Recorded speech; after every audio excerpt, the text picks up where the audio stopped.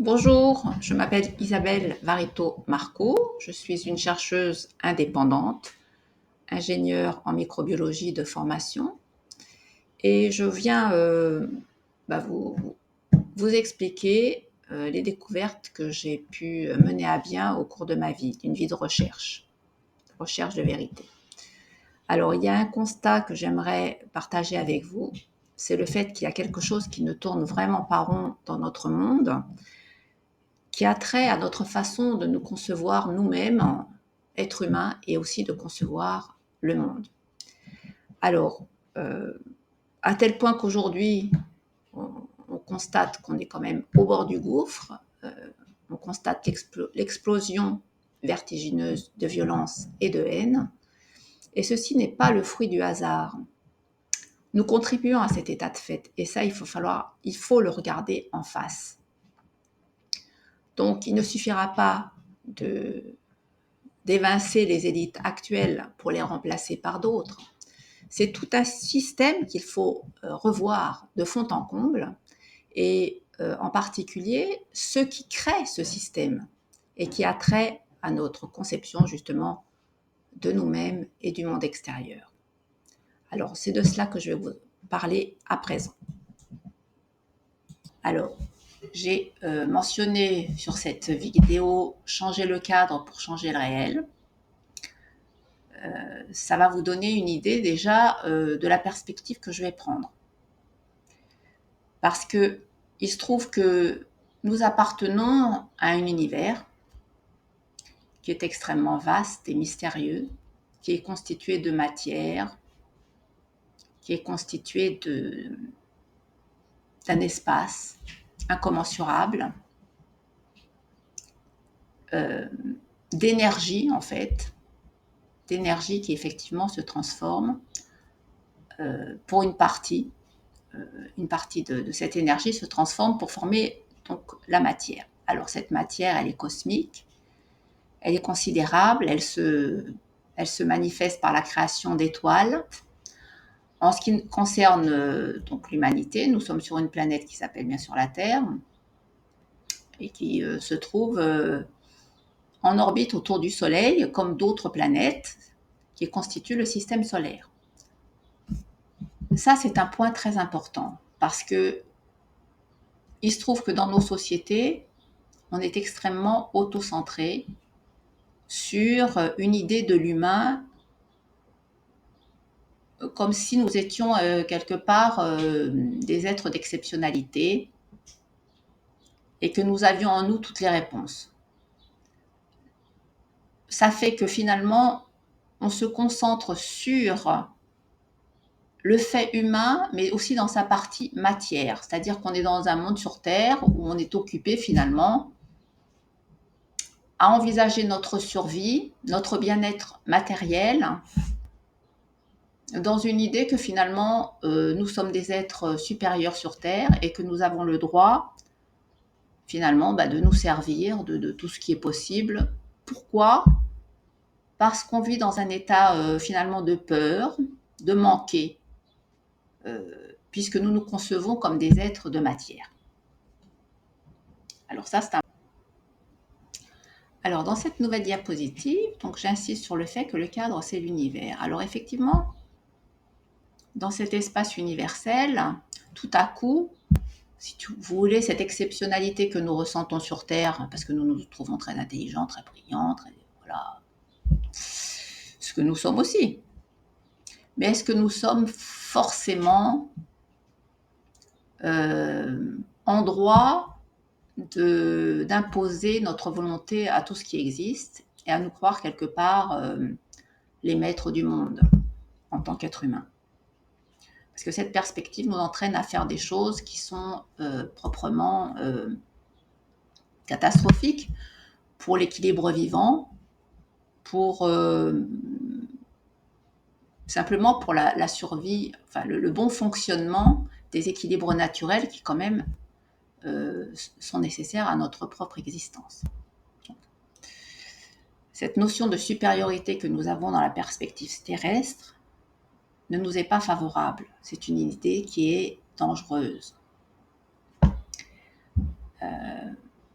Et nous pouvons le remarquer dans différents domaines, hein. Par exemple, la manipulation génétique, de l'ADN, l'utilisation du génome pour fabriquer des êtres nouveaux, ressusciter des espèces anciennes, transformer le génome humain. Enfin, ce sont des notions un peu étranges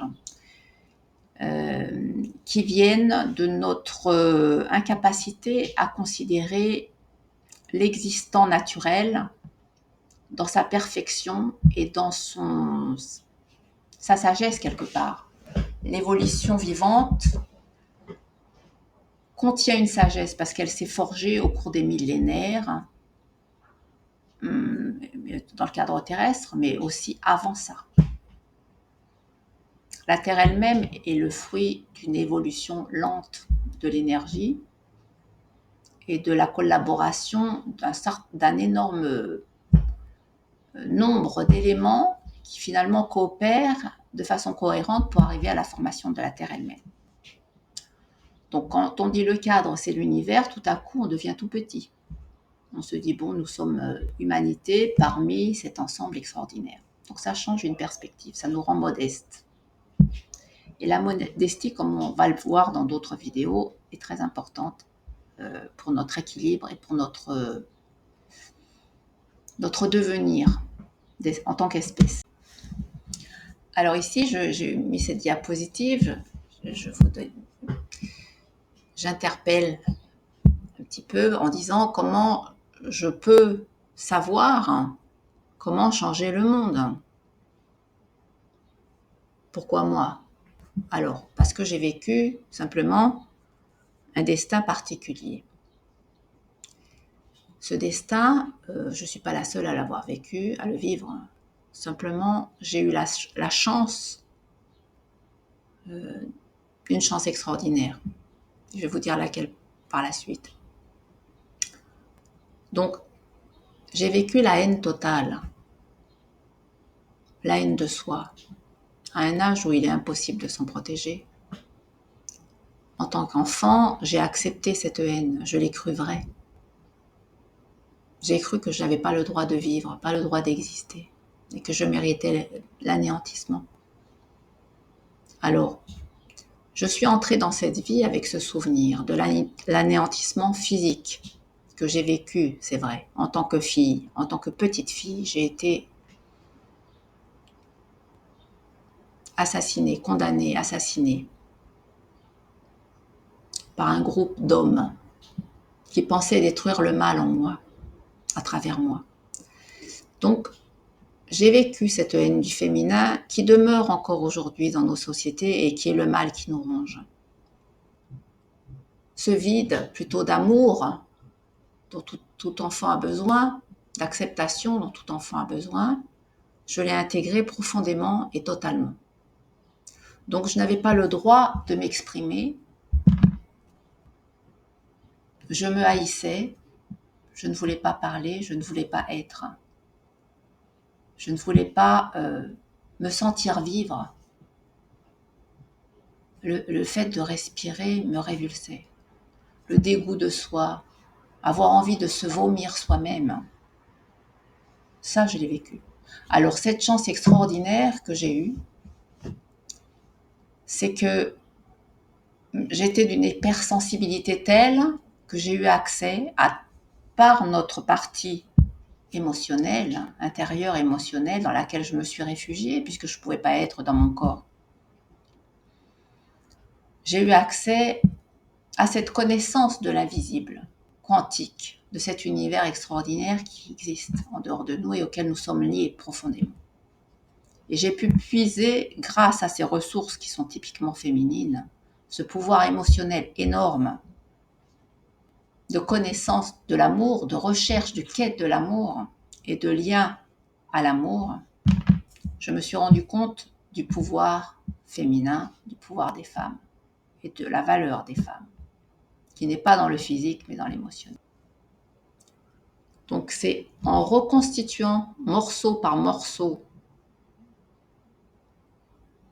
l'amour qu'on m'avait interdit qu'on m'avait prise, qu'on m'avait retirée, que j'ai pu comprendre ce que c'est que l'être humain. Nous ne sommes pas qu'un corps. Non, non, nous sommes une enveloppe émotionnelle. Et nous sommes liés à l'univers lui-même, à tous les autres et à l'univers lui-même à travers cette enveloppe émotionnelle qui n'a pas de limite.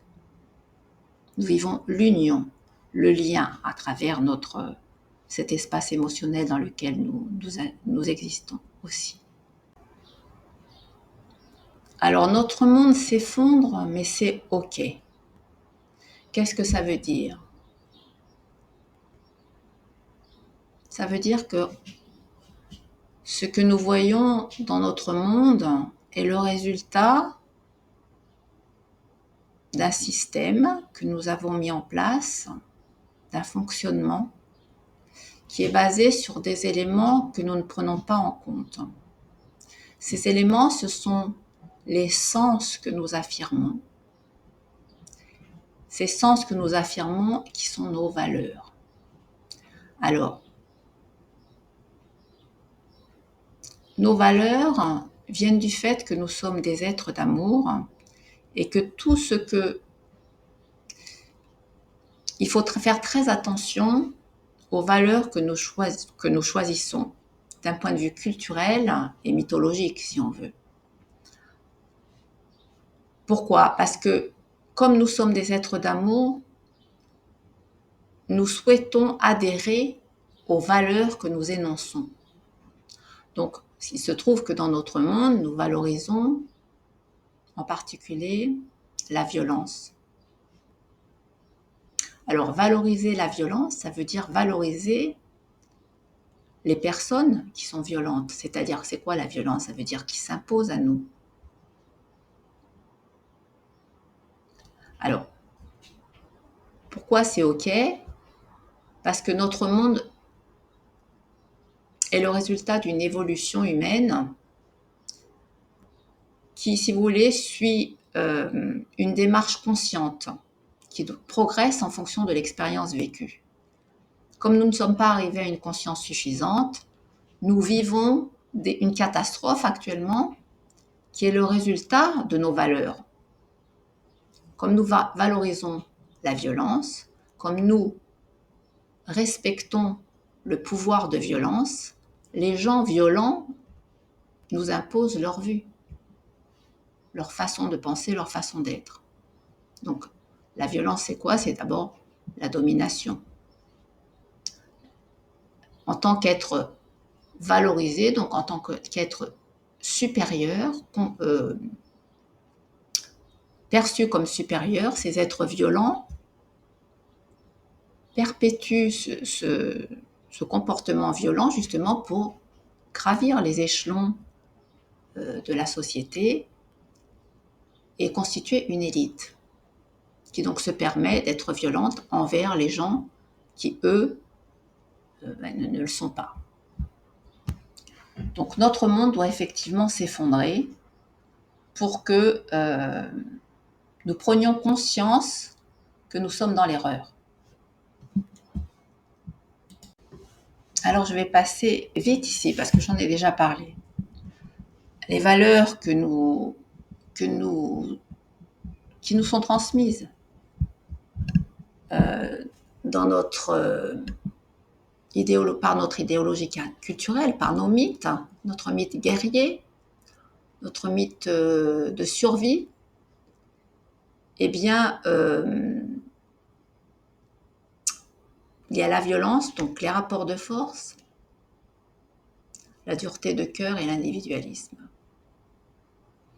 Alors, ces aspects en soi ne sont pas totalement à rejeter parce qu'effectivement, nous vivons dans la matière. Et la matière du corps, ce corps séparé des autres corps, ce corps individualisé, si vous voulez, nous désirons le protéger. Et nous pouvons être entraînés effectivement dans des circonstances qui nécessitent d'utiliser les rapports de force, la violence éventuellement. quand il s'agit de sauver la vie, sa propre vie, la vie des gens que l'on aime, qu'on apprécie, d'autres nous-mêmes, d'autres personnes, simplement. C'est l'excès qui est désastreux. L'excès d'individualisme. La concentration sur la matière seule, qui nous isole, qui nous rend égoïstes, égocentriques, qui peut nous entraîner dans la prédation. Le rejet des autres, la négation de la valeur des autres. C'est là que c'est dangereux. Et c'est ce qui se produit en ce moment dans notre monde.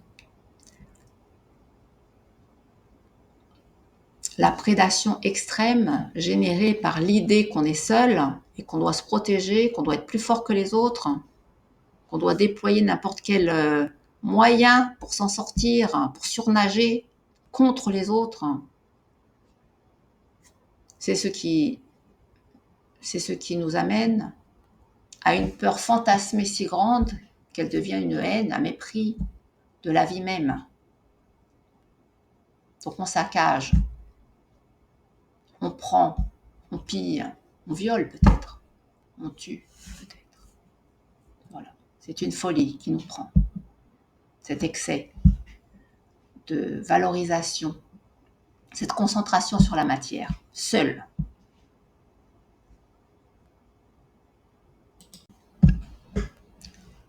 Donc avec ces valeurs, nous déterminons qui sont les supérieurs, possesseurs du pouvoir de violence, qu'ils soient financiers, qu'ils soient simplement la force des armées, de tout pouvoir qui peut s'imposer par la violence. Alors le pouvoir financier, on le sait, hein, comme nous avons besoin d'argent pour acheter notre nourriture, payer le logement, etc. Donc ce sont des besoins basiques.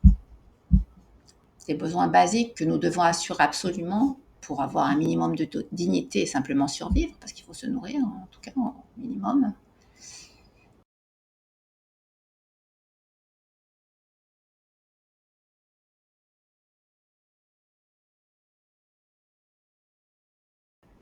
Donc ces élites s'estiment en droit d'imposer leur point de vue et même de se servir des richesses qui sont produites par la base.